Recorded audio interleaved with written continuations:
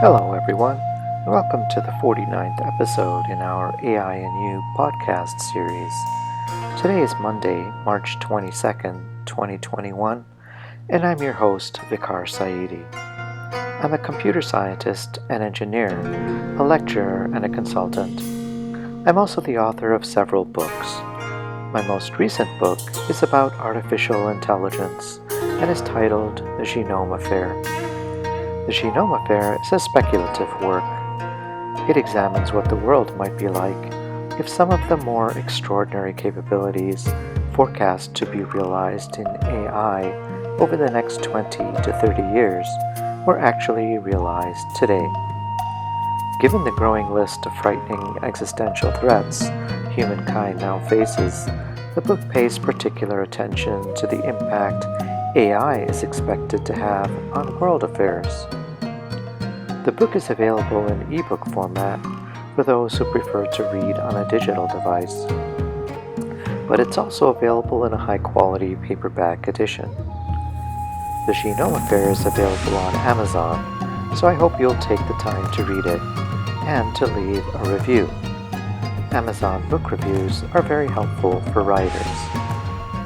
I'm very interested in how science and technology influence world affairs and the big questions facing humankind.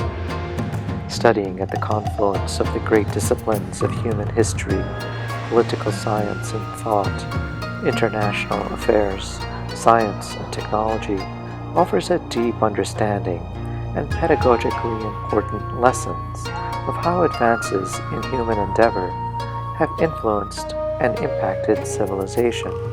I'm available to give talks on artificial intelligence and its related technologies, and on the impact AI is expected to have, or is already having, on our world. If you'd like to get in touch with me to arrange a web-based event or consulting meeting with your company or organization, you can find my contact info in the podcast notes below. Please make sure to subscribe to my channel, like this video, and share it with others if you find the content valuable. Thank you. And now, on to today's podcast. In our last podcast, episode 48, I spoke about whether AI will accelerate the arrival of a universal basic income. In today's podcast, episode 49, I'll talk about the future of government, industry, markets, and trade as we advance through the 21st century. What lessons might countries learn from the past to protect themselves in the future? Is it already too late, or is there still a chance? Let's get started.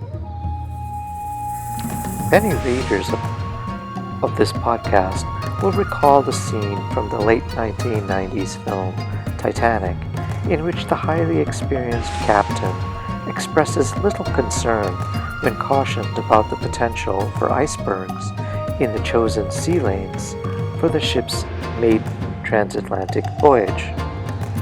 Quite normal this time of year, he tells a concerned passenger in his reassuring grandfatherly manner.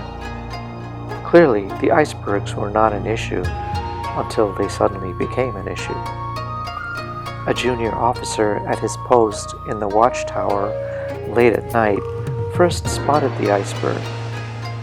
Unfortunately, icebergs express only a small percentage of their mass above the water's surface. The majority of their mass resides below the surface, and for a ship as large as Titanic, rapidly veering out of the way to avoid a collision was all but impossible. Disaster was imminent and predictable. Such is the reality of the governments of our age. Most countries in today's world are Byzantine, lumbering behemoths, poorly equipped to handle the problems of yesterday, let alone those of tomorrow. Some countries are well prepared to handle the problems of the times in which we now find ourselves, but precious few nations are led by institutions that are intellectually or strategically equipped for the problems of the future. Too many world leaders are currently focused on recreating imagined nostalgic fantasies of days gone by.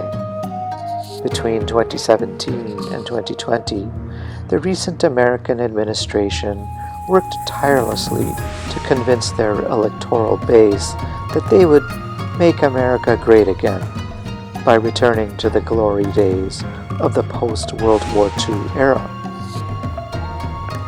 Britain, with its acute focus on Brexit, barged out of the European Union as it labored to take the UK back to the days of empire when Britannia ruled the seas along with a quarter of the world's population.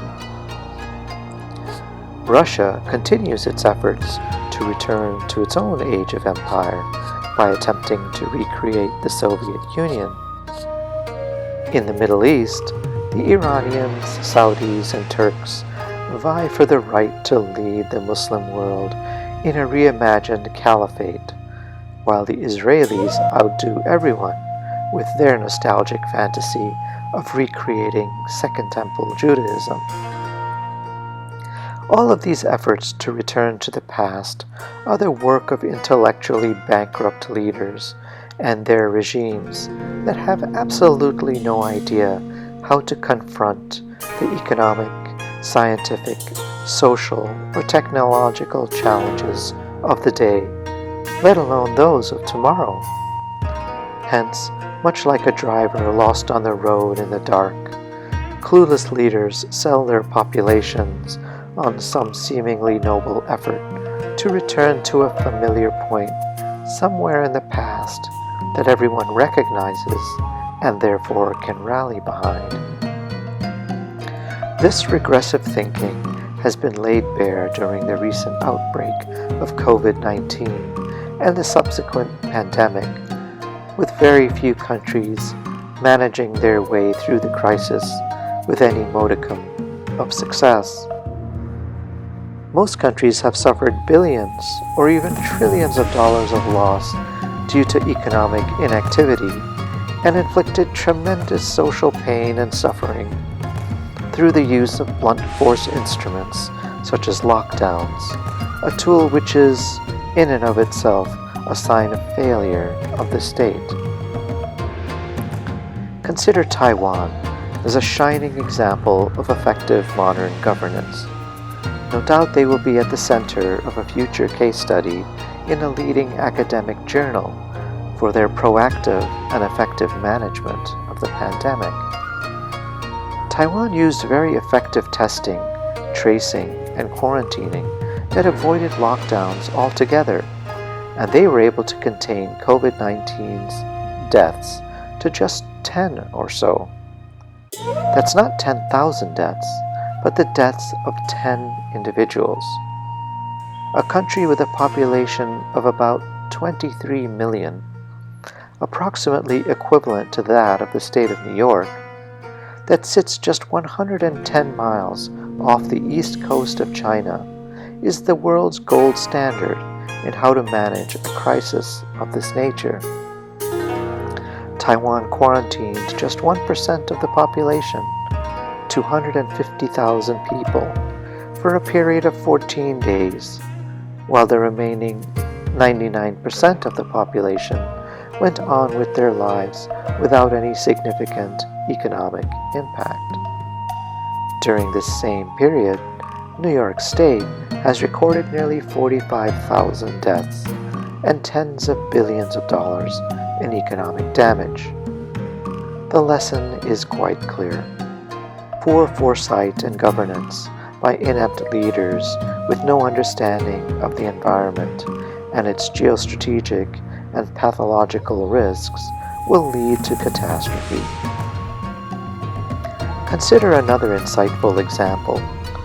The first industrial revolution began in early 18th century Britain, along the northeast coast of the island, near the shores of the North Sea. The British Isles were fortunate in that they were geographically situated directly above enormous deposits of coal. With so much deforestation having taken place to provide energy for a rapidly expanding population, new sources of wood were only to be found in forests ever farther from the city and town centers, where the energy was most needed. This greatly increased the cost of transport of wood to city centers. The burning of wood also provided only 1/3 the energy as an equal volume of coal, since coal is far more energy dense. Europe also had coal deposits, but bringing these to market in the early 18th century proved very expensive. Their coal deposits were inland, therefore difficult and often prohibitively expensive to transport to cities where the demand for energy was acute. For the English, the process was much easier and far more cost-effective, since they were able to mine their coal along the shores of the North Sea, load it onto ships, and then transport it to London's extensive dock networks. But once the English coal mines grew deeper, they often flooded. This would leave enormous coal deposits inaccessible. If the mines were less than 90 feet deep, horse-drawn systems worked quite well to remove the water, but if they were deeper, this manual mechanism failed. Given the value of the coal that lay below these depths, industrialists were incented to find innovative ways to extract the water so they could mine further.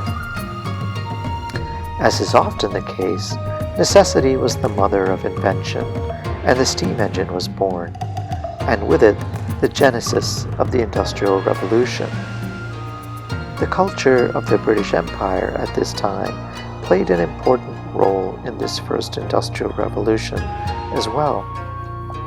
The British government did not encourage or support monopolistic behavior by its mercantile class, as was the case in neighboring France, where such behavior was entrenched. British markets and the economy were also less regulated and far more dynamic, so ideas and innovation moved rapidly through the country via the printing press and onwards through a burgeoning capitalist culture eager in its pursuit of profit. During the same period, the centralized control by the French state added a stifling level of bureaucracy that made rapid innovation in their industries virtually impossible, even though France had a very active and impressive scientific community of their own. The French Perrier brothers had tried to steal the Watt's steam engine design from Britain. They needed it to supply water to the growing population and industry in Paris. But having failed in that endeavor, they eventually purchased several engines.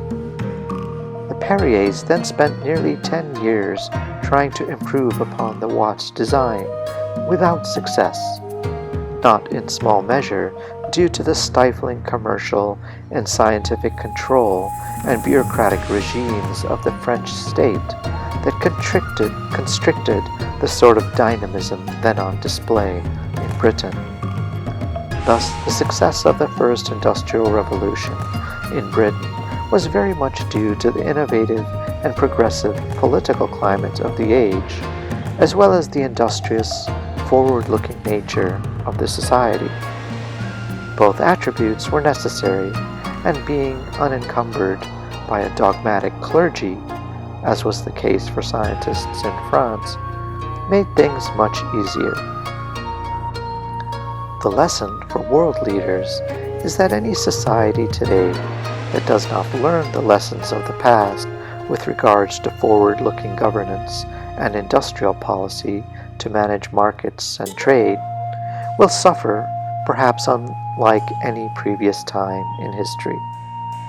Regressive worldviews anchored in dogmatic traditions will shackle societies that fall victim to their promises, as those with the most advanced forms of governance and industrial policies soar far ahead and fade out of sight. This is because artificial intelligence and other critical sciences and technologies of the fourth industrial revolution will find no purpose for those countries and peoples who continue to live in the realm of nostalgic fantasies. The stakes are very high, and those who have yet to understand the impact that AI and the fourth industrial revolution are already having are probably too late. Thank you for spending some time with me.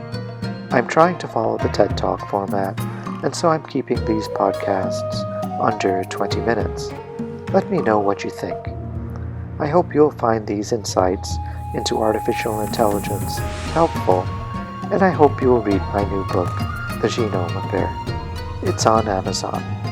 Until next time then, this has been the AI and You podcast with author Vicar Said.